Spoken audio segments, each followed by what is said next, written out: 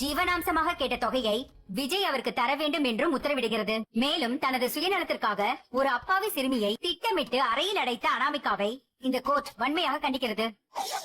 நல்ல வேலை மகாவாலதான் இப்ப இங்க நிக்கிறான். என்னடா இன்னும் ஆஜராகலேன்னு பார்த்தேன். 2 பேரும் கூட்டுதானே, எப்படியோ பிளான் பண்ணி என்னையும் விஜயும் பிரிச்சு சொத்தெல்லாம் நீங்களே அனுபவிக்கணும்னு நினைச்சீங்க. இப்ப எல்லாம் சாதிச்சிட்டீங்க. அதான் கோட்டை அறுத்து விட்டுருச்சுல, அப்புறம் எதுக்கு இப்ப தேவையில்லாம சவால் விட்டுட்டு இருக்க? என்ன விஜய், ஒரு விதத்துல அனாமிகா சொன்னதும் சரிதான் விஜய்.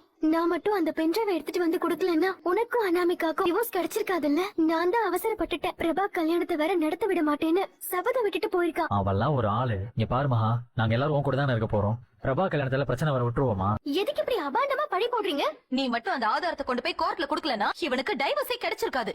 இப்ப பார்த்தல என்ன ஆச்சுன்னு. பொண்ணு நம்பினதுக்கு இப்படி பண்ணிட்டியே மகா. மகா மட்டும் அந்த ஆதாரத்தை கொண்டு போகலனா விஜய் நேரத்துக்கு ஜெயில இருந்திருப்பான். அது பரவாயில்லையா? இல்லக்கா, மகாவுக்கு அவ தங்கச்சி கல்யாணத்தை நல்லபடியா நடத்தணுங்கிற எண்ணம் தான் இருக்கு. விஜய் வாழ்க்கை எக்கேடு கேட்டாலும் பரவாயில்ல தானே.